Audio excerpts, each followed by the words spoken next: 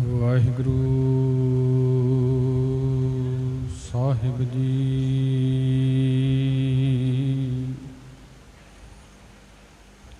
ਸਤਨਾਮ।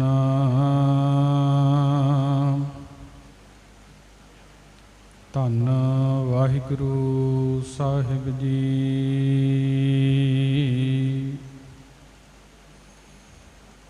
ਇੱਕ ਓੰਕਾਰ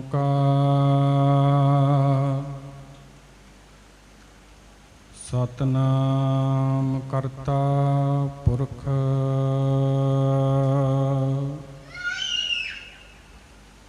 ਨਿਰਭਉ ਨਿਰਵੈਰ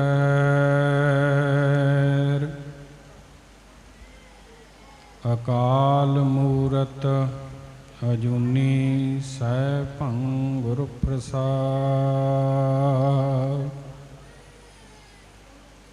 ਪੰਜ ਪਿਆਲੇ ਪੰਜ ਪੀਰ ਛਠਮ ਪੀਰ ਬੈਠਾ ਗੁਰ ਭਾਰੀ।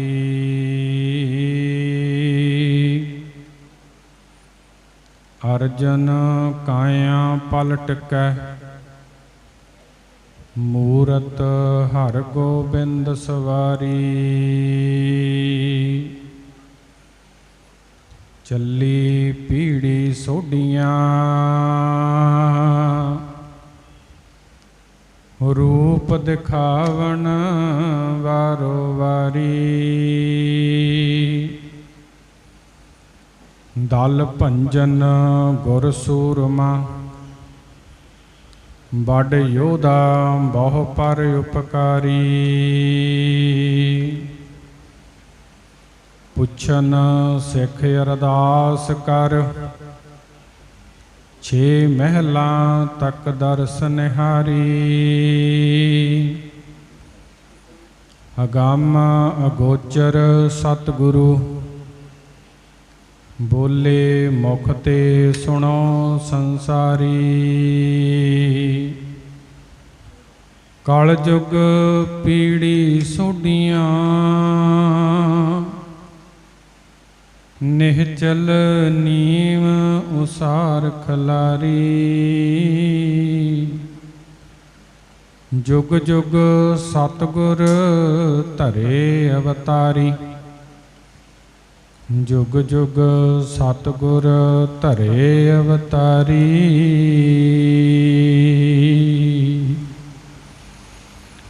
ਵਾਹਿਗੁਰੂ ਜੀ ਕਾ ਖਾਲਸਾ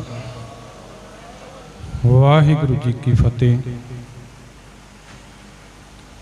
ਜੁਗ ਹੋ ਜੁਗ ਅਟਲ ਚਬਰ ਛਤਰ ਤਖਤ ਦੇ ਮਾਲਕ ਜ਼ਹਰਾ ਜ਼ਹੂਰ ਹਾਜ਼ਰਾ ਹਜ਼ੂਰ ਸਰਬ ਕਲਾ ਭਰਪੂਰ ਰਾਜਾਨ ਰਾਜ ਭਾਨਾਨ ਭਾਨ ਦੇਵਾਨ ਦੇਵ ਉਪਮਾ ਮਹਾਨ। ਸਾਹਿਬ ਸਤਿਗੁਰੂ ਧੰਨ ਧੰਨ ਸ੍ਰੀ ਗੁਰੂ ਗ੍ਰੰਥ ਸਾਹਿਬ ਜੀ ਮਹਾਰਾਜ ਸਤਿਗੁਰਾਂ ਦੀ ਪਾਵਨ ਨਿੱਘੀ ਗੋਦ ਅੰਦਰ ਸੁਭਾਗਾ ਸਮਾਂ ਸਤ ਸੰਗਰੂਪ ਦੇ ਵਿੱਚ ਪ੍ਰਾਪਤ ਹੋਇਆ ਹੈ। ਆਓ ਕੁਝ ਕੁ ਸਮੇਂ ਵਾਸਤੇ ਧੰਨ ਧੰਨ ਸਾਹਿਬ ਸ੍ਰੀ ਗੁਰੂ ਹਰਗੋਬਿੰਦ ਸਾਹਿਬ ਜੀ ਮਹਾਰਾਜ ਜਿਨ੍ਹਾਂ ਦੀ ਪਾਵਨ ਆਮਦ ਦੇ ਮੁੱਖ ਰੱਖਦਿਆਂ ਹੋਇਆਂ ਆਪ ਸਮੂਹ ਸੰਗਤ ਦੇ ਵੱਲੋਂ ਪ੍ਰਬੰਧਕ ਕਮੇਟੀ ਵੱਲੋਂ ਨਗਰ ਨਿਵਾਸੀਆਂ ਵੱਲੋਂ ਉਹਨਾਂ ਦੀ ਯਾਦ ਨੂੰ ਸਮਰਪਿਤ ਜੋ ਸਮਾਗਮ ਨੇ ਉਹ ਕਰਾਏ ਜਾ ਰਹੇ ਨੇ। ਔਰ ਇਸ ਸਮੇਂ ਵਿੱਚ ਆਪਾਂ ਗੁਰੂ ਪਾਤਸ਼ਾਹ ਜੀ ਦਾ ਪਾਵਨ ਉਹਨਾਂ ਦਾ ਜੀਵਨ ਕੀ ਗੁਰੂ ਪਾਤਸ਼ਾਹ ਜੀ ਨੇ ਆਪਣੇ ਜੀਵਨ ਦੇ ਵਿੱਚ ਸਮਾਜ ਨੂੰ ਸੇਧਾਂ ਦਿੱਤੀਆਂ, ਕੀ ਉਹਨਾਂ ਨੇ ਆਪਣੀ ਜ਼ਿੰਦਗੀ ਦੇ ਵਿੱਚ ਕੌਤਕ ਕੀਤੇ। ਆਪਾਂ ਕੁਝ ਕੁ ਸਮੇਂ ਦੇ ਵਾਸਤੇ ਇਸ ਗੱਲ ਦੀ ਵਿਚਾਰ ਕਰਨੀ ਹੈ। ਔਰ ਗੁਰੂ ਪਾਤਸ਼ਾਹ ਧੰਨ ਗੁਰੂ ਗ੍ਰੰਥ ਸਾਹਿਬ ਸੱਚੇ ਪਾਤਸ਼ਾਹ ਜੀ ਜਿੱਥੇ ਅਸੀਂ ਇਹਨਾਂ ਨੂੰ ਆ ਕੇ ਨਮਸਕਾਰ ਕਰਦੇ ਹਾਂ,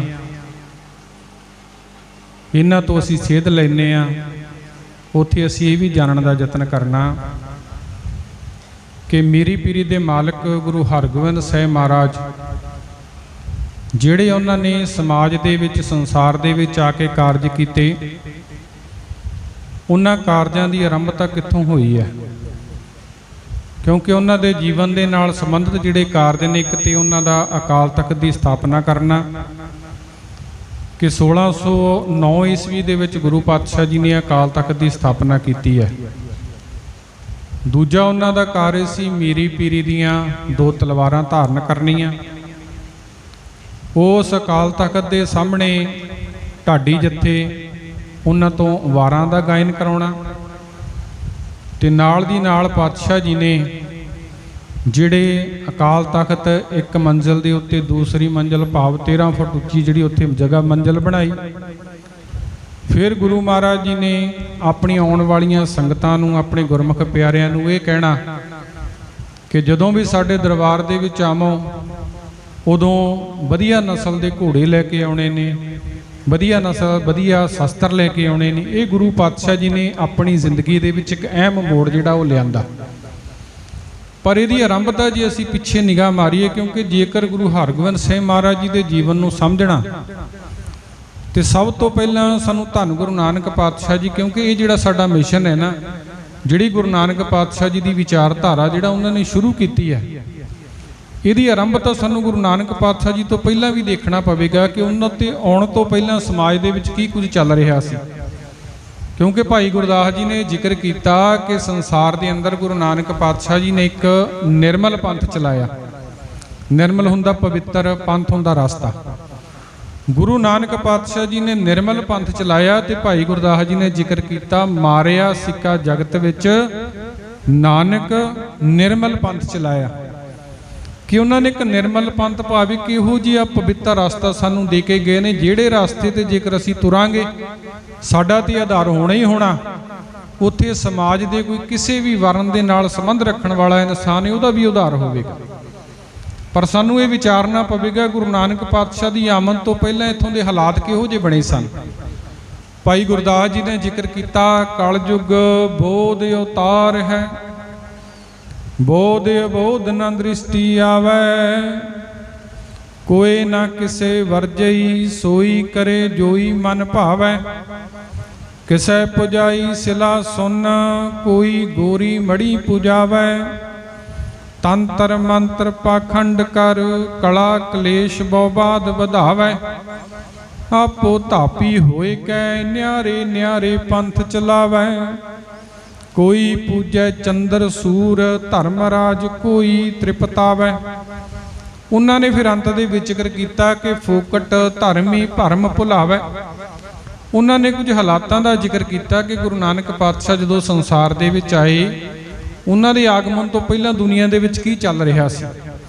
ਉਹ ਜ਼ਿਕਰ ਕਰਦੇ ਨੇ ਕਿ ਇਹ ਜਿਹੜਾ ਕਲਯੁੱਗ ਹੈ ਇਹ ਬੋਧ ਦਾ ਅਵਤਾਰ ਸੀ। ਬੋਧ ਦਾ ਅਰਥ ਹੈ ਬੁੱਧੀ ਦਾ, ਕਿ ਜੀਵ ਨੇ ਆਪਣੀ ਬੁੱਧੀ ਤੋਂ ਕੰਮ ਲੈਣਾ ਸੀ, ਬੁੱਧੀ ਦੀ ਵਰਤੋਂ ਕਰਕੇ ਉਹਨੇ ਸਮਾਜ ਨੂੰ ਸੋਹਣਾ ਬਣਾਉਣਾ ਸੀ। ਪਰ ਇਹ ਸਮਾਜ ਦੇ ਜੀਵ ਕਰ ਕੀ ਰਹੇ ਨੇ? ਉਹ ਕਹਿ ਰਹੇ ਨੇ ਕੋਈ ਚੰਦਰਮਾ ਦੀ ਪੂਜਾ ਕਰ ਰਿਹਾ, ਕੋਈ ਧਰਤੀ ਦੀ ਪੂਜਾ ਕਰ ਰਿਹਾ, ਕੋਈ ਕਿਸੇ ਦਰਖਤ ਦੀ ਪੂਜਾ ਕਰ ਰਿਹਾ, ਕੋਈ ਕਿਸੇ ਜਾਨਵਰ ਨੂੰ ਪੂਜ ਰਿਹਾ। ਵੱਖ-ਵੱਖ ਪੂਜਾ ਦੇ ਵਿੱਚ ਸੰਸਾਰ ਦੇ ਜੀਵ ਲੱਗੇ ਨੇ। ਭਾਈ ਗੁਰਦਾਸ ਜੀ ਕਹਿੰਦੇ ਨੇ ਫੋਕਟ ਧਰਮਾਂ ਦੇ ਵਿੱਚ ਪਏ ਹੋਏ ਨੇ। ਸਮਝ ਤੇ ਇਹ ਰਹੇ ਨੇ ਅਸੀਂ ਧਰਮ ਦਾ ਕੰਮ ਕਰ ਰਹੇ ਹਾਂ, ਪਰ ਅਸਲ ਦੇ ਵਿੱਚ ਉਹ ਧਰਮ ਦਾ ਕੰਮ ਨਹੀਂ ਹੈ, ਉਹ ਭਰਮਾਂ ਦੇ ਵਿੱਚ ਲੱਗੇ ਹੋਏ ਇਹਨਾਂ ਕਰਮਾਂ ਨੂੰ ਕਰ ਰਹੇ ਨੇ।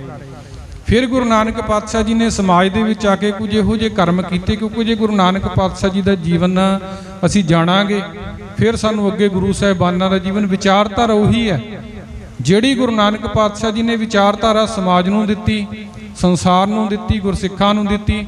ਅੱਗੇ ਆਪਣੇ ਗੁਰੂ ਸਾਹਿਬਾਨਾਂ ਦੇ ਵਿੱਚ ਅੱਗੇ ਦੂਸਰੀ ਤੀਸਰੀ ਜੋਤ ਦੇ ਵਿੱਚ ਪ੍ਰਚਾਰੀ। ਉਹੀ ਜਿਹੜੀ ਵਿਚਾਰਧਾਰਾ ਅੱਗੇ 6ਵੇਂ ਪਾਤਸ਼ਾਹ ਤੱਕ ਪਹੁੰਚਦੀ ਹੈ। ਉਹ ਵਿਚਾਰਧਾਰਾ ਦੇ ਵਿੱਚ ਜਦੋਂ ਅਸੀਂ ਦੇਖਦੇ ਹਾਂ ਤੇ ਧੰਨ ਗੁਰੂ ਨਾਨਕ ਪਾਤਸ਼ਾਹ ਜਿਹੜੀ ਸਮਾਜ ਦੇ ਵਿੱਚ ਇੱਕ ਵਰਨ ਵੰਡ ਚੱਲ ਰਹੀ ਸੀ, ਜਿਹਦੇ ਵਿੱਚ ਸਮਾਜ 4 ਵਰਨਾਂ ਦੇ ਵਿੱਚ ਵੰਡਿਆ ਹੁੰਦਾ ਸੀ। ਕੋਈ ਬ੍ਰਾਹਮਣ ਹੈ ਜਿਹੜਾ ਸਾਰਿਆਂ ਤੋਂ ਉੱਚਾ, ਕੋਈ ਵੈਸ਼ ਹੈ, ਕੋਈ ਸ਼ੂਦਰ ਹੈ, ਕੋਈ ਖੱਤਰੀ ਹੈ। ਇਹ 4 ਜਿਹੜੇ ਨੇ ਇਨ ਧਰਮਾਂ ਦੇ ਵਿੱਚ ਵਰਨ ਵੰਡ ਦੇ ਵਿੱਚ ਲੋਕ ਵੰਡੇ ਸੀ ਤੇ ਇਹਨਾਂ ਦੀ ਦਸ਼ਾ ਜਿਹੜੀ ਬੜੀ ਮਾੜੀ ਹੋ ਚੁੱਕੀ ਸੀ ਸਮਾਜ ਦੇ ਅੰਦਰ। ਕਿਉਂਕਿ ਜਿਹੜੇ ਸ਼ੂਦਰ ਨੇ ਇਹਨਾਂ ਨੂੰ ਜੀਣ ਦਾ ਕੋਈ ਅਧਿਕਾਰ ਨਹੀਂ ਸੀ, ਇਹਨਾਂ ਨੂੰ ਬਾਣੀ ਪੜ੍ਹਨ ਦਾ ਕੋਈ ਅਧਿਕਾਰ ਨਹੀਂ ਸੀ, ਇਹਨਾਂ ਨੂੰ ਗਿਆਨ ਲੈਣ ਦਾ ਕੋਈ ਅਧਿਕਾਰ ਨਹੀਂ ਸੀ, ਇਹਨਾਂ ਨੂੰ ਗਿਆਨ ਦੇਣ ਦਾ ਕੋਈ ਅਧਿਕਾਰ ਨਹੀਂ ਸੀ, ਸੁਣਨ ਦਾ ਵੀ ਕੋਈ ਅਧਿਕਾਰ ਨਹੀਂ ਸੀ।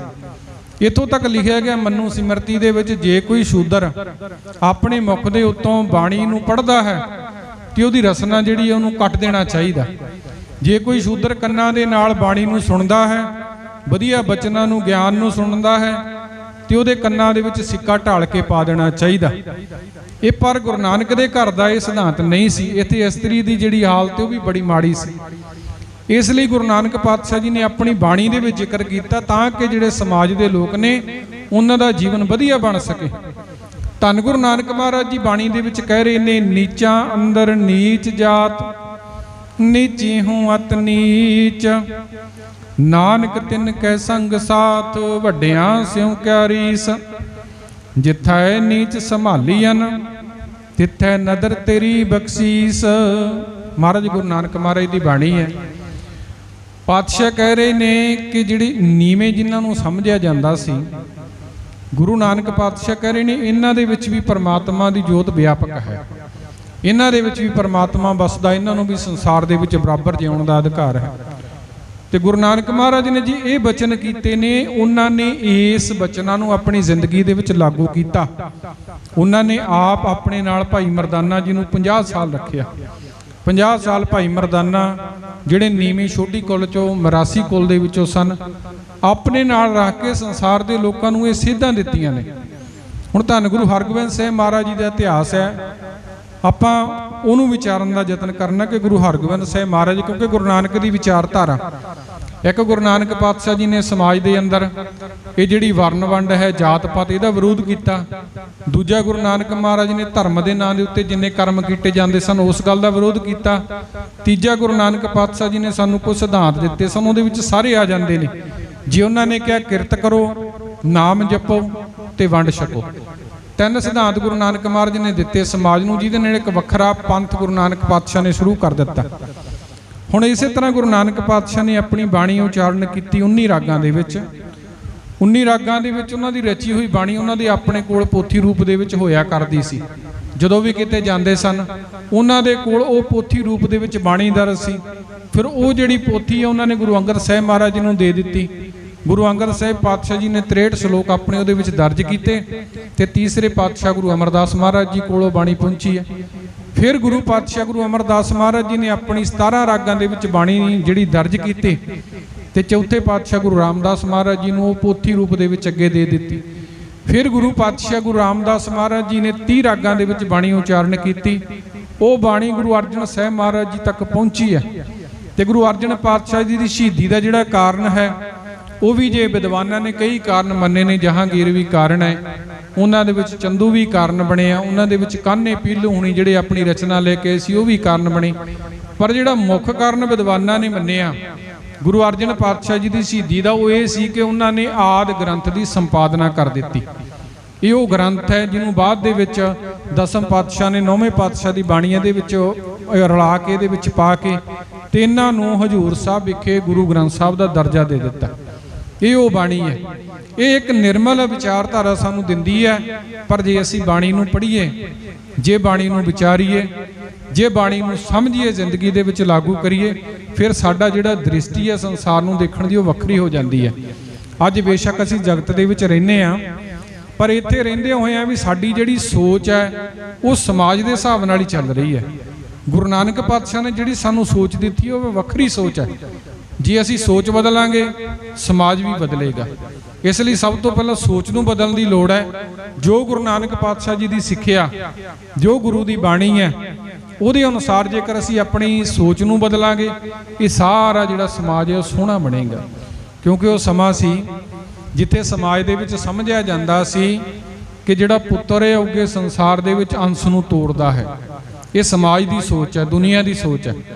ਪਰ ਗੁਰੂ ਨਾਨਕ ਦੀ ਸੋਚ ਇਹ ਹੈ ਕਿ ਕੋਈ ਵੀ ਜਗਤ ਦੇ ਵਿੱਚ ਜੋ ਕੁਝ ਵੀ ਹੋ ਰਿਹਾ ਉਸ ਮਾਲਕ ਦੇ ਹੁਕਮ ਦੇ ਵਿੱਚ ਹੋ ਰਿਹਾ। ਕਿਉਂਕਿ ਜੀ ਅੰਸ਼ਵਾਂ ਸੀ ਇਸ ਤਰ੍ਹਾਂ ਤੁਰਦੀ ਹੁੰਦੀ ਤੇ ਧੰਨ ਗੁਰੂ ਨਾਨਕ ਪਾਤਸ਼ਾਹ ਸੱਚੇ ਪਾਤਸ਼ਾਹ ਦੀ ਉਹਨਾਂ ਦੀ ਆਪਣੀ ਭੈਣ ਬੇਬੇ ਨਾਨਕੀ, ਉਹਨਾਂ ਦੇ ਘਰ ਦੇ ਵਿੱਚ ਕੋਈ ਔਲਾਦ ਨਹੀਂ ਹੈ। ਧੰਨ ਗੁਰੂ ਗੋਬਿੰਦ ਸਿੰਘ ਮਹਾਰਾਜ ਸੱਚੇ ਪਾਤਸ਼ਾਹ ਜੀ ਨੇ ਆਪਣੇ ਜਿਹੜੇ 4 ਪੁੱਤਰ ਨੇ ਉਹਨਾਂ ਨੇ ਵੀ ਸੰਸਾਰ ਦੀ ਭਲਾਈ ਦੇ ਲਈ, ਦੁਨੀਆ ਦੇ ਪਰਉਪਕਾਰ ਕਰਦਿਆਂ ਹੋਇਆਂ, ਸਮਾਜ ਨੂੰ ਵਧੀਆ ਬਣਾਉਂਦਿਆਂ ਹੋਇਆਂ ਗੁਰੂ ਨਾਨਕ ਪਾਤਸ਼ਾਹ ਜੀ ਦੀ ਵਿਚਾਰਧਾਰਾ ਅਨੁਸਾਰ ਚੱਲਦਿਆਂ ਹੋਇਆਂ ਆਪਣੇ ਚਾਰੇ ਪੁੱਤਰ ਸੰਸਾਰ ਦੇ ਵਿੱਚ ਕੁਰਬਾਨ ਕਰ ਦਿੱਤੇ। ਇਹ ਸਮਾਜ ਦੀ ਸੋਚ ਹੈ, ਗੁਰੂ ਨਾਨਕ ਦੀ ਸੋਚ ਕੁਝ ਹੋਰ ਹੈ। ਜਦੋਂ ਅਸੀਂ ਗੁਰੂ ਨਾਨਕ ਦੀ ਸੋਚ ਨੂੰ ਸੰਸਾਰ ਦੇ ਵਿੱਚ ਲੈ ਕੇ ਚੱਲਾਂਗੇ ਤੇ ਉੱਥੇ ਇਹ ਵੀ ਆਉਂਦਾ ਕਿ ਭੈ ਕਾਹੂ ਕੋ ਦੇਤ ਨਹਿ ਪੈ ਮਾਨਤ ਆਨ। ਜੇ ਗੁਰੂ ਅਰਜਨ ਸਾਹਿਬ ਮਹਾਰਾਜ ਜੀ ਦੀ ਸ਼ਹੀਦੀ ਹੋ ਗਈ, ਜੇ ਗੁਰੂ ਅਰਜਨ ਸਾਹਿਬ ਮਹਾਰਾਜ ਜੀ ਨੂੰ ਤੱਤੀ ਤਵੀ ਦੇ ਉੱਤੇ ਵਾ ਕੇ ਸ਼ਹੀਦ ਕੀਤਾ ਗਿਆ ਤੇ ਉਸ ਤੋਂ ਬਾਅਦ ਧੰਨ ਗੁਰੂ ਹਰਗੋਬਿੰਦ ਸਾਹਿਬ ਮਹਾਰਾਜ ਜਿਨ੍ਹਾਂ ਨੇ ਇਸ ਪਾਵਨ ਪਵਿੱਤਰ ਸਥਾਨ ਦੇ ਉੱਤੇ ਆਪਣੇ ਚਰਨ ਪਾਏ ਨੇ, ਕਿਉਂਕਿ 1634 ਈਸਵੀ ਦੀ ਜਦੋਂ ਜੰਗ ਹੁੰਦੀ ਆ, ਉਸ ਜੰਗ ਤੋਂ ਬਾਅਦ ਧੰਨ ਗੁਰੂ ਹਰਗੋਬਿੰਦ ਸਾਹਿਬ ਮਹਾਰਾਜ ਜਿੱਥੇ ਸੋਤਰਾ ਤੁਹਾਡੇ ਲਾਗੇ ਪਿੰਡ ਗੁਰਦੁਆਰਾ ਪਲਾਹ ਸਾਹਿਬ ਉੱਥੇ ਆਉਂਦੇ ਨੇ। ਉਸ ਤੋਂ ਬਾਅਦ ਬੰਗੇ ਚਰਨ ਕਮਲ ਸਾਹਿਬ ਜੀਂਦੋਵਾਲ ਉੱਥੇ ਮਹਾਰਾਜ ਆਏ ਨੇ। ਫਿਰ ਦੁਰਗਾਪੁਰ ਵੀ ਸਤਿਗੁਰੂ ਗਏ ਨੇ, ਇਸ ਸਥਾਨ ਤੇ ਵੀ ਗੁਰੂ ਪਾਤਸ਼ਾਹ ਨੇ ਚਰਨ ਪਾਏ ਨੇ। ਔਰ ਗੁਰੂ ਮਹਾਰਾਜ ਜਦੋਂ ਆਏ ਨੇ ਉਹਨਾਂ ਦੇ ਨਾਲ ਬਾਲ ਅਵਸਥਾ ਦੇ ਵਿੱਚ ਗੁਰੂ ਹਰਿਰਾਏ ਸਾਹਿਬ ਮਹਾਰਾਜ ਨੇ, ਬਾਬਾ ਗੁਰਦਿੱਤਾ ਜੀ, ਗੁਰੂ ਤੇਗ ਬਹਾਦਰ ਮਹਾਰਾਜ ਤੇ ਮਾਤਾ ਨਾਨਕੀ ਜੀ ਉਹਨਾਂ ਦੇ ਨਾਲ ਹੈ, ਸਾਰਾ ਪਰਿਵਾਰ ਸਮੇਤ ਆਏ ਨੇ। ਔਰ ਗੁਰੂ ਪਾਤਸ਼ਾਹ ਜੀ ਨੇ ਫਿਰ ਇੱਥੇ ਆ ਕੇ ਜਿਹੜਾ ਉਹਨਾਂ ਨੇ ਉਪਦੇਸ਼ ਦਿੱਤਾ, ਕਿਉਂਕਿ ਜਿੱਥੇ ਵੀ ਜਾਂਦੇ ਸਨ ਉਹਨਾਂ ਦੇ ਜੋ ਵੀ ਉੱਥੇ ਗੁਰਸਿੱਖ ਨੇ ਜਿਹੜੇ ਵੀ ਉਹਨਾਂ ਦੇ ਦਰਸ਼ਨ ਕਰਦੇ ਨੇ, 387 ਸਾਲ ਪਹਿਲਾਂ ਗੁਰੂ ਪਾਤਸ਼ਾਹ ਇਸ ਧਰਤੀ ਦੇ ਉੱਤੇ ਆਏ ਨੇ ਤੇ ਲਗਭਗ ਇੰਨਾ ਹੀ ਸਮਾਂ ਹੋ ਗਿਆ ਹੋਣਾ ਸਾਨੂੰ ਗੁਰੂ ਦੀ ਯਾਦ ਦੇ ਵਿੱਚ ਜੁੜਦਿਆਂ ਨੂੰ, ਗੁਰੂ ਦੇ ਬਚਨਾਂ ਨੂੰ ਸੁਣਦਿਆਂ ਨੂੰ, ਗੁਰੂ ਦੇ ਜੀਵਨ ਨੂੰ ਸੁਣਦਿਆਂ ਨੂੰ।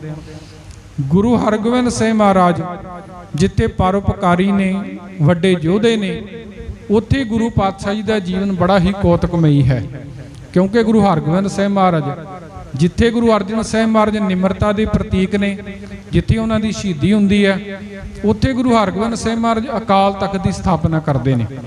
ਮੀਰੀ ਪੀਰੀ ਦੀ ਤਲਵਾਰ ਧਾਰਨ ਕੀਤੀ ਹੈ ਔਰ ਮੀਰੀ ਪੀਰੀ ਦਾ ਉਪਦੇਸ਼ ਸਮਾਜ ਨੂੰ ਇਹ ਦਿੱਤਾ ਮਹਾਰਾਜ ਨੇ ਕਿ ਜਿੱਥੇ ਗੁਰਸਿੱਖ ਨੇ ਆਪਣੇ ਜੀਵਨ ਨੂੰ ਵਧੀਆ ਬਣਾਉਣਾ, ਉੱਥੇ ਗੁਰੂ ਪਾਤਸ਼ਾਹ ਕਹਿੰਦੇ ਉਹਦੇ ਜੀਵਨ ਦੇ ਵਿੱਚ ਗੁਰੂ ਦਾ ਸਿਧਾਂਤ ਹੋਣਾ ਬੜਾ ਜ਼ਰੂਰੀ ਹੈ। ਕਿਉਂਕਿ ਮੀਰੀ ਤੇ ਪੀਰੀ ਦੇ ਦੋ ਅਰਥ ਨੇ, ਇੱਕ ਰਾਜਨੀਤੀ, ਇੱਕ ਸੰਸਾਰ ਦੇ ਵਿੱਚ ਜਿਹੜੀ ਧਾਰਮਿਕ ਬਿਰਤੀ ਹੈ। ਉਹ ਜਦੋਂ ਅਸੀਂ ਹਰਿਮੰਦਰ ਸਾਹਿਬ ਦੇ ਵਿੱਚ ਜਾ ਕੇ ਮੱਥਾ ਟੇਕਦੇ ਹਾਂ, ਹਰਿਮੰਦਰ ਸਾਹਿਬ ਦੇ ਵਿੱਚ ਬੈਠੇ ਹਾਂ, ਉੱਥੋਂ ਸਾਨੂੰ ਅਕਾਲ ਤਖਤ ਦਿਖਾਈ ਨਹੀਂ ਦਿੰਦਾ, ਕਿਉਂਕਿ ਸਾਹਮਣੇ ਜਿਹੜੀ ਹੈ ਡਿਊਟੀ ਪੈ ਜਾਂਦੀ ਹੈ, ਡਿਊਟੀ ਅੱਗੇ ਆਉਂਦੀ ਹੈ, ਇਸ ਕਰਕੇ ਅਕਾਲ ਤਖਤ ਦੀ ਬਿਲਡਿੰਗ ਜਿਹੜੀ ਹੈ ਸਾਨੂੰ ਉੱਥੋਂ ਦਿਖਾਈ ਨਹੀਂ ਦਿੰਦੀ। ਪਰ ਜਦੋਂ ਅਕਾਲ ਤਖਤ ਦੇ ਉੱਤੇ ਕੋਈ ਜਾਂਦਾ ਹੈ, ਉੱਥੋਂ ਸਿੱਧਾ ਹੀ ਹਰਿਮੰਦਰ ਸਾਹਿਬ ਜਿਹੜੇ ਨੇ ਉਹ ਸਾਨੂੰ ਦਿਖਾਈ ਦਿੰਦੇ ਨੇ। ਇਹਦਾ ਭਾਵ ਅਰਥ ਪਾਤਸ਼ਾਹ ਨੇ ਸਾਨੂੰ ਦਿੱਤਾ ਸੀ ਕਿ ਜਦੋਂ ਵੀ ਤੁਸੀਂ ਕੋਈ ਧਰਮ ਦਾ ਕੰਮ ਕਰਨ ਲੱਗੇ ਹੋ ਤੇ ਰਾਜਨੀਤੀ ਨੂੰ ਅੱਗੇ ਰੱਖਣਾ ਬਹੁਤਾ ਜ਼ਰੂਰੀ ਨਹੀਂ ਹੈ, ਪਰ ਜਦੋਂ ਤੁਸੀਂ ਰਾਜਨੀਤੀ ਦਾ ਕਰਮ ਕਰਨਾ ਅਕਾਲ ਤਖਤ ਤੋਂ, ਤੇ ਉਦੋਂ ਤੁਹਾਡੇ ਅੰਦਰ ਜਿਹੜੀ ਹੈ ਉਹ ਧਾਰਮਿਕ ਬਿਰਤੀ ਹੋਣੀ ਬੜੀ ਜ਼ਰੂਰੀ ਹੈ। ਅੱਜ ਸਾਡਾ ਸਮਾਜ ਬੁਰਾਈ ਦੇ ਵੱਲ ਕਿਉਂ ਵੱਧ ਰਿਹਾ, ਕਿਉਂ ਬੁਰਾ ਜਿਹੜਾ ਸਮਾਜ ਬਣਦਾ ਜਾ ਰਿਹਾ, ਉਹਦਾ ਕਾਰਨ ਇਹੀ ਹੈ। ਜੇਕਰ ਸਮਾਜ ਦੇ ਅੰਦਰ ਕੋਈ ਰਾਜਨੀਤਿਕ ਨੇਤਾ, ਉਹਦੇ ਕੋਲ ਧਰਮ ਨਾਂ ਦੀ ਕੋਈ ਚੀਜ਼ ਨਹੀਂ ਹੈ, ਉਹਦੇ ਕੋਲ ਧਰਮ ਦੀ ਕੋਈ ਗੱਲ ਨਹੀਂ ਹੈ, ਧਰਮ ਉਹਦੇ ਕੋਲ ਹੈ ਨਹੀਂ ਹੈ, ਇਸ ਕਰਕੇ ਸਮਾਜ ਜਿਹੜਾ ਦਿਨੋਂ ਦਿਨ ਬੁਰਾ ਹੋ ਰਿਹਾ, ਦਿਨੋਂ ਦਿਨ ਬੁਰਾਈ ਵੱਧ ਰਹੀ ਹੈ। ਪਰ ਗੁਰੂ ਦੀ ਵਿਚਾਰਧਾਰਾ ਅੱਜ ਵੀ ਉਹੀ ਹੈ।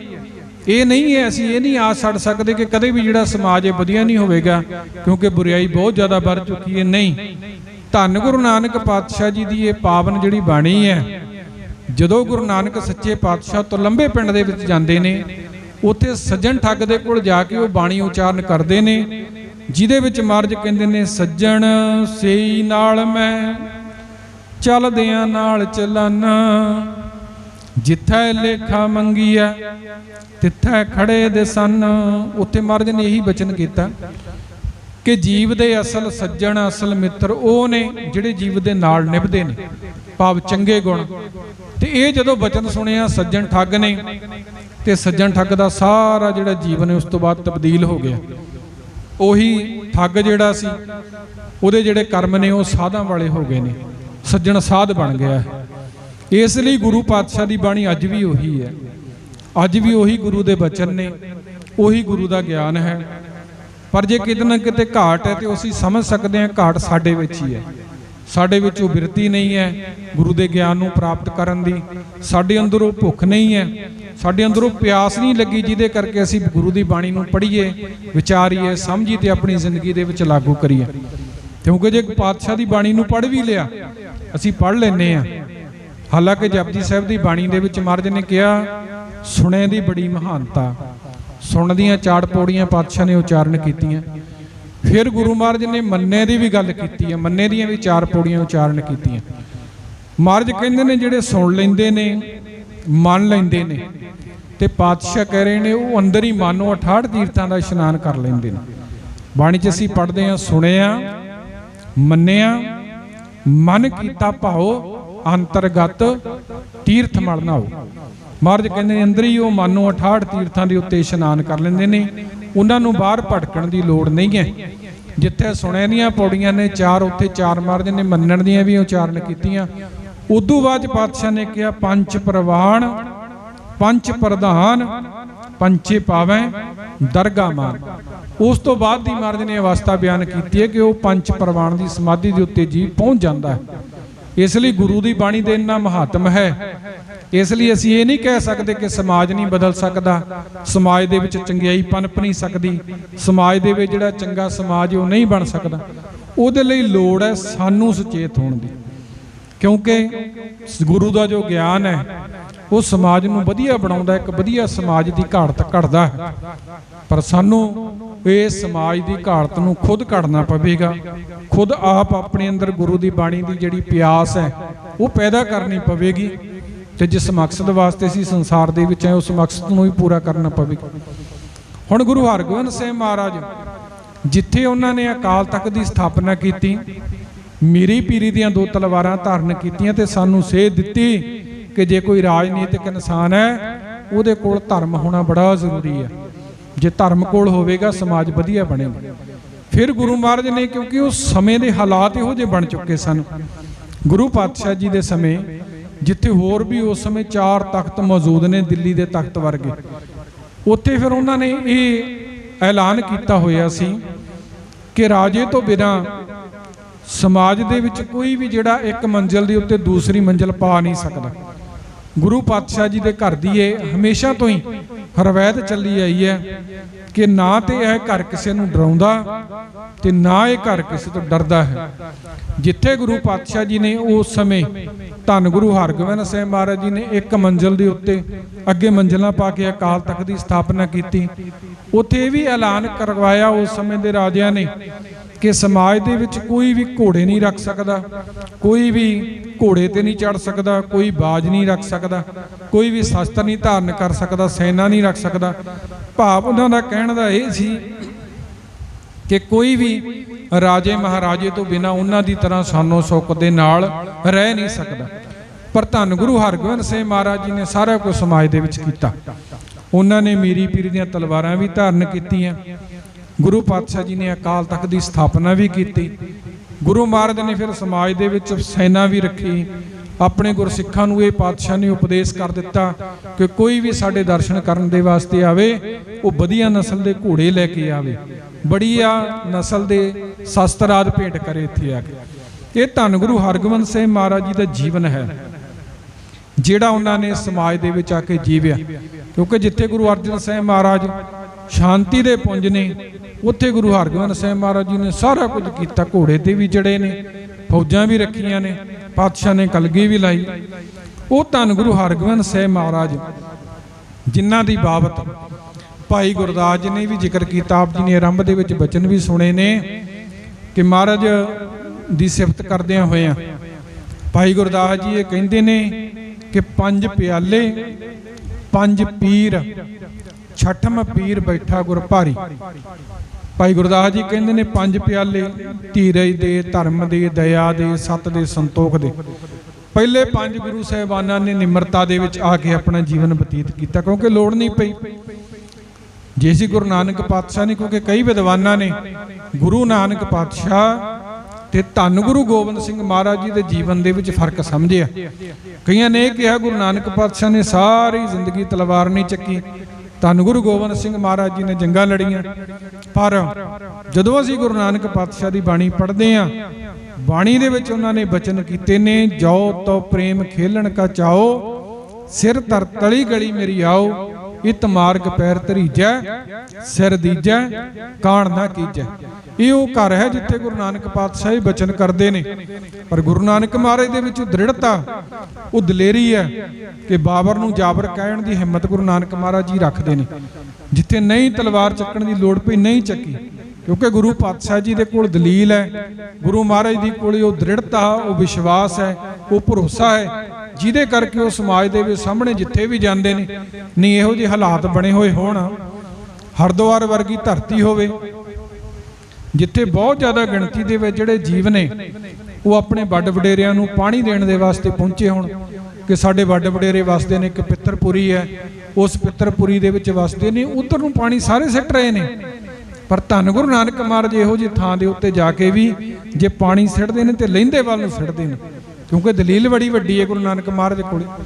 ਜਦੋਂ ਉਹਨਾਂ ਨੂੰ ਪੁੱਛ ਰਹੇ ਨੇ ਤੁਸੀਂ ਪਾਣੀ ਕਿੱਧਰ ਸਿੱਟ ਰਹੇ ਹੋ, ਧੰਨ ਗੁਰੂ ਨਾਨਕ ਮਹਾਰਾਜ ਨੂੰ ਪੁੱਛਿਆ, ਗੁਰੂ ਜੀ ਨੂੰ ਆ ਕੇ ਕਹਿੰਦੇ ਤੁਸੀਂ ਪਾਣੀ ਇੱਧਰ ਨੂੰ ਲਹਿੰਦੇ ਵਾਲੇ ਪਾਸੇ ਨੂੰ ਕਿਉਂ ਸੁੱਟ ਰਹੇ ਹੋ?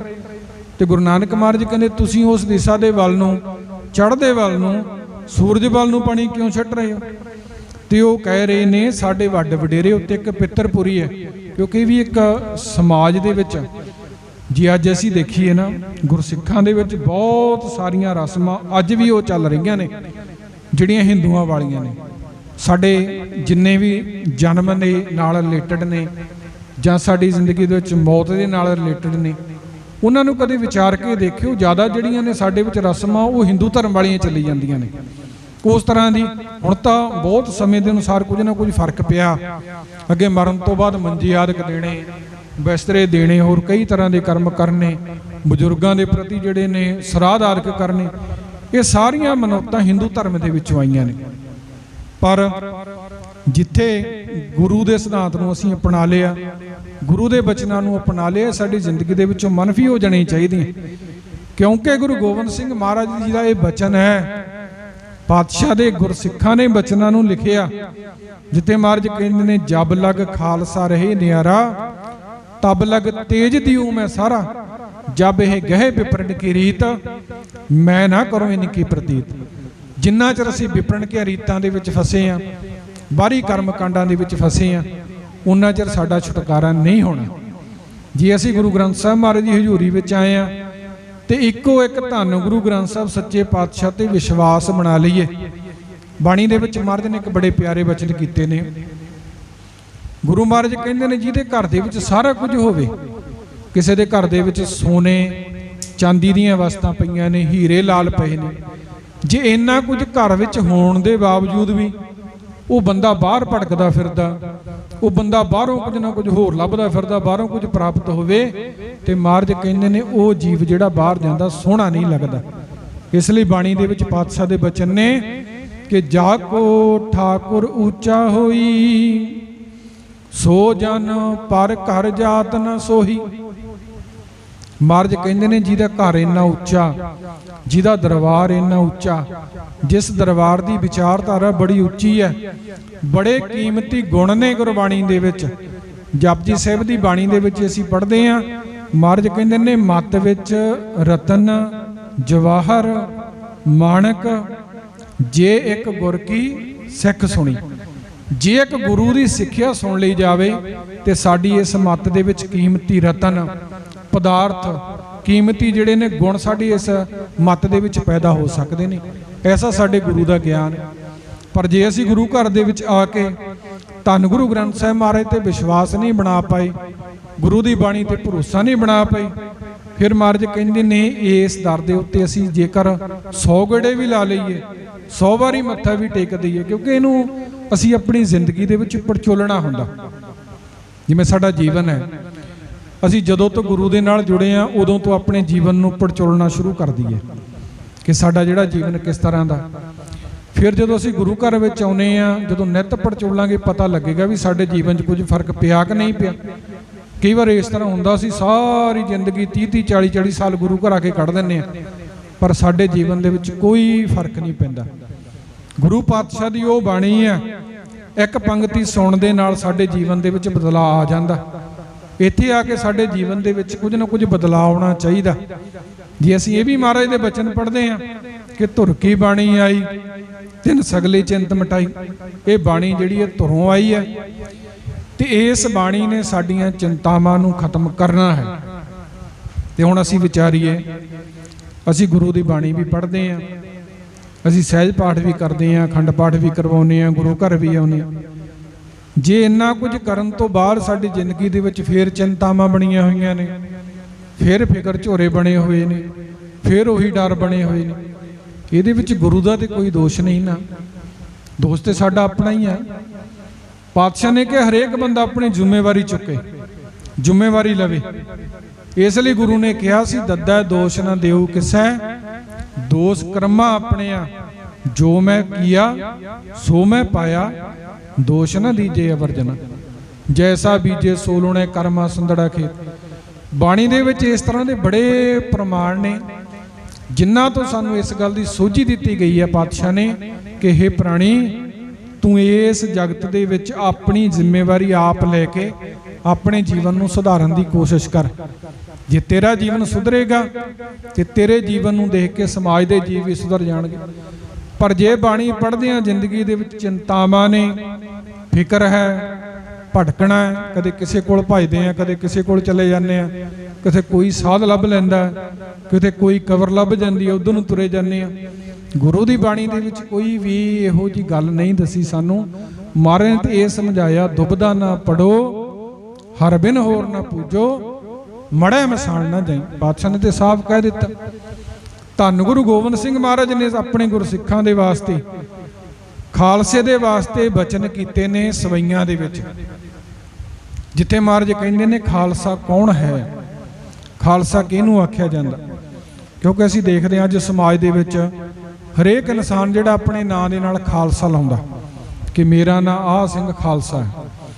ਪਰ ਖਾਲਸੇ ਦੀ ਜਿਹੜੀ ਡੈਫੀਨੇਸ਼ਨ ਹੈ ਉਹ ਸਵਈਆਂ ਦੇ ਵਿੱਚੋਂ ਦੇਖੀਏ ਤੇ ਮਹਾਰਾਜ ਕਹਿੰਦੇ ਨੇ, ਜਾਗਤ ਜੋਤ ਜਪੈ ਨਿਸਬਾਸੁਰ, ਏਕ ਬਿਨਾ ਮਨ ਨੈਕ ਨ ਆਨੈ, ਪੂਰਨ ਪ੍ਰੇਮ ਪ੍ਰਤੀਤ ਸਜੈ, ਬ੍ਰਤ ਗੋਰ ਮੜੀ ਮਠ ਭੂਲ ਨ ਮਾਨੈ, ਤੀਰਥ ਦਾਨ ਦਇਆ ਤਪ ਸੰਜਮ, ਏਕ ਬਿਨਾ ਨ ਏਕ ਪਛਾਨੈ, ਪੂਰਨ ਜੋਤ ਜਗੈ ਘਟ ਮੈਂ, ਤਬ ਖਾਲਸ ਤਾਹਿ ਨ ਖਾਲਸ ਜਾਨੈ।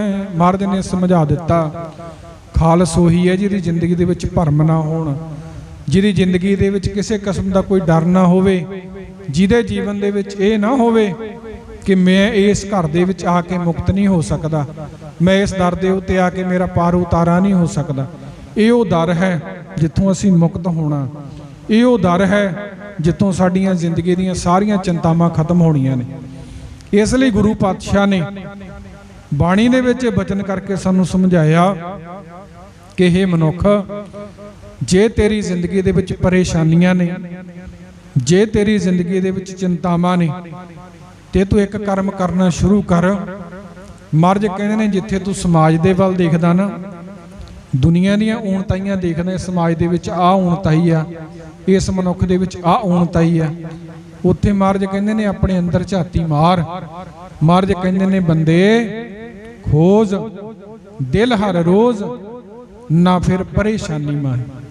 ਕਹਿੰਦੇ ਆਪਣੇ ਦਿਲ ਦੀ ਰੋਜ਼ ਖੋਜਣਾ ਸ਼ੁਰੂ ਕਰ ਦੇ। ਭਾਵ ਕੀ ਹੈ, ਰੋਜ਼ ਡਾਇਰੀ ਲਿਖਣੀ ਸ਼ੁਰੂ ਕਰ ਦੇਵੇ। ਹਰੇਕ ਇਨਸਾਨ ਆਪਣੀ ਡਾਇਰੀ ਲਿਖੇ ਕਿ ਮੈਂ ਅੱਜ ਦੇ ਦਿਨ ਦੇ ਵਿੱਚ ਕਿਹੜੇ ਕਿਹੜੇ ਕਰਮ ਕੀਤੇ, ਕਿੰਨੇ ਕਿਵੇਂ ਤੋਂ ਅਣਜਾਣ ਪੁਣੇ ਦੇ ਵਿੱਚ ਹੋਏ ਨੇ, ਕਿੰਨੇ ਕੁ ਜਾਣ ਬੁੱਝ ਕੇ ਕੀਤੇ ਨੇ। ਜਦੋਂ ਅਸੀਂ ਇਹਨਾਂ ਗੱਲਾਂ ਨੂੰ ਵਿਚਾਰਾਂਗੇ ਨਾ, ਵਿਚਾਰਦਿਆਂ ਸਾਡੀ ਜ਼ਿੰਦਗੀ ਦੇ ਵਿੱਚ ਉਹ ਕਮੀਆਂ ਜਿਹੜੀਆਂ ਨੇ ਉਹ ਦੂਰ ਹੋਣੀਆਂ ਸ਼ੁਰੂ ਹੋ ਜਾਣਗੀਆਂ। ਜਿਉਂ-ਜਿਉਂ ਕਮੀਆਂ ਦੂਰ ਹੋਣਗੀਆਂ ਤਿਉਂ-ਤਿਉਂ ਸਾਡੀ ਜ਼ਿੰਦਗੀ ਦੇ ਵਿੱਚ ਆਨੰਦ ਆਉਣਾ ਸ਼ੁਰੂ ਹੋ ਜਾਵੇਗਾ। ਜੀਵ ਦਾ ਜਿਹੜਾ ਜੀਵਨ ਹੈ, ਇਸ ਲਈ ਮਹਾਰਾਜ ਨੇ ਜੀਵਨ ਨੂੰ ਉੱਤਮ ਕਿਹਾ, ਮਨੁੱਖਾ ਦੇਹੀ ਨੂੰ ਸਾਰਿਆਂ ਨੂੰ ਉੱਤਮ ਕਿਹਾ, ਸਾਰਿਆਂ ਨੂੰ ਉੱਤਮ ਹੈ। ਜਿੱਥੇ ਭਾਈ ਗੁਰਦਾਸ ਜੀ ਕਹਿੰਦੇ ਨੇ 84 ਲੱਖ ਜੂਨ ਵਿੱਚ ਉੱਤਮ ਜਨਮ ਸੋ ਮਾਨਸ ਦੇਹੀ, ਉੱਥੇ ਗੁਰੂ ਮਹਾਰਾਜ ਬਾਣੀ ਦੇ ਵਿੱਚ ਵੀ ਸਾਨੂੰ ਇਹ ਸਮਝਾਉਂਦੇ ਨੇ ਕਿ 84 ਲੱਖ ਜੋਨ ਉਪਾਈ, ਮਾਨਸ ਕੋ ਪ੍ਰਭ ਦੀ ਵਡਿਆਈ, ਇਸ ਪੌੜੀ ਤੇ ਜੋ ਨਰ ਚੁੱਕੈ ਸੋ ਆਏ ਜਾਏ ਦੁੱਖ ਪਾਇੰਦਾ। ਇਹ ਗੁਰੂ ਦੀ ਬਾਣੀ ਦੇ ਸਿਧਾਂਤ ਨੇ ਜਿਹੜੇ ਸਾਨੂੰ ਸਮਝਾਏ ਜਾ ਰਹੇ ਨੇ ਗੁਰੂ ਦੇ ਵੱਲੋਂ। ਪਰ ਕਾਰਨ ਇਹ ਹੈ, ਕਈ ਅਸੀਂ ਗੁਰੂ ਦੀ ਬਾਣੀ ਨੂੰ ਸੁਣ ਲੈਂਦੇ ਆ, ਕਈਆਂ ਨੂੰ ਸਮਝ ਵੀ ਆ ਜਾਂਦੀ ਹੈ, पर साडा उधार उदों होना जदों असीं गुरु की बाणी नूं मनना शुरू कर देवांगे। भाई गुरदास जी ने एक जिक्र किया कि जेकर कोई जीव किसी मंजिल दे वल जाना चाहे, सब तो पहला उन्होंने मंजिल पता होनी चाहिए, मेरी मंजिल किहड़ी है। जिन्ना चिर सानू मंजिल का नहीं पता, उन्ना चिर असीं उस मंजिल दे वल नूं जेकर कोई दस भी देवे कि तेरी मंजिल तू इन्ने किलोमीटर दूर है, फिर भी नहीं गल बननी। गल उदों बननी है जदों असीं उस मंजिल दे वल नूं तुरना शुरू कर देवांगे। जदों तुरांगे एक दिन पहुँच जावांगे, जे तुरे ना फिर भी नहीं किते पहुँच सकते। इसलिए भाई गुरदास जी जिक्र करते हैं कि पूछत पथक तेह मार्ग न धारै पग, प्रीतम कै देस कैसे बातन कै जाई। कहते ने जीव रास्ता पुछी जाता ते जीव जिहड़ा वो रास्ते ते पैर नहीं धरदा। धन गुरु ग्रंथ साहिब महाराज की जदों संपूर्णता की है पातशाह ने,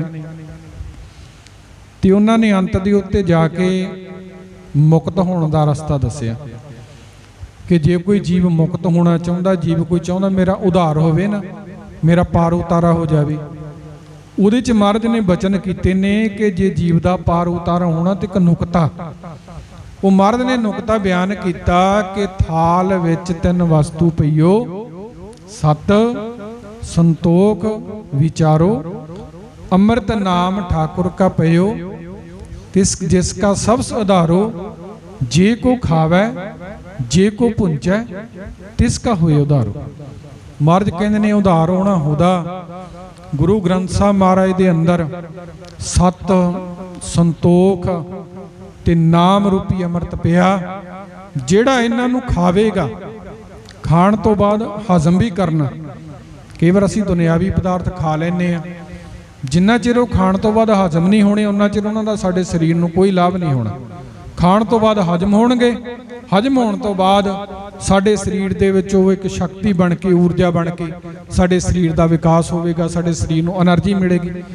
इसे तरह दे नाल गुरु की बाणी नूं जिते असीं पढ़ना, आप सहज पाठ करना शुरू करिए, आप बाणी नूं विचारीए, शब्दार्थ पोथियां मिल जांदियां ने, उन्हां पोथियां तो पाठ शुरू करके समझिए, पदार्थां नूं समझिए। जदों समझ लग जाए फिर उन्होंने अपनी जिंदगी च लागू करो। जदों लागू करांगे फिर महाराज कहते हैं जीव का उधार हो जाएगा, जीव उधर जाएगा। इस तरह असीं उधर ना दूजियां नहीं, जिस तरह ही साखियां सुनते हैं, वो जीव स्वर्गां की लालसा या किसी नूं कासे की लालसा, वो साडी जिंदगी दे विच नहीं। इत्थे ते पातशाह ने गल मुका दित्ती है। महाराज कहते हैं मुए हुए जो मुक्त देहोगे, मुक्त ना जाने कोयला। मरण तो बाद महाराज कहते किने मुक्ति देखी है? साडे ते गुरसिखां नूं महाराज दा उपदेश है कि जिउंदे जी असीं जीवन मुक्त होना। सो धन गुरु हरगोबिंद साहिब महाराज जी की आमद दे विच उन्हां दी याद नूं ताज़ा करदे होइआं समूह संगत ने रल मिल के गुरु जी की याद दे विच समागम रखिया। क्योंकि 387 साल पहला महाराज इस धरती ते आए तो उन्होंने जो सानू सिक्ख्यावां दित्तियां, उन्होंने जीवन दे विचों ही सानू जिहड़ियां सिक्ख्यावां ने ग्रहण करन दी लोड़ है। सो गुरु पातशाह कृपा करना, मेहरमत करना। समूह संगत नूं गुरु पातशाह दी आमद दी लख लख वधाई होवे ते असीं कोशिश करिए गुरु दे सिद्धांत साडी जिंदगी दे विच आउण। गुरु दे जिहड़े बचन ने, जो गुरु नानक पातशाह दी विचारधारा, उन्होंने अपनी जिंदगी दे विच लागू कर सकीए ताकि साडे लोक सुखीए, परलोक सुहेले, नानक हर प्रभ आपे मेले। इन्नियां विचारां प्रवान करनियां होईयां भुल्लां दी गुरु दी साजी नमाजी समूह संगत बख्शणयोग है। समुची कमेटी का बहुत बहुत धन्नवाद है जिन्हां ने आप संगत दे दर्शन करवाए ने।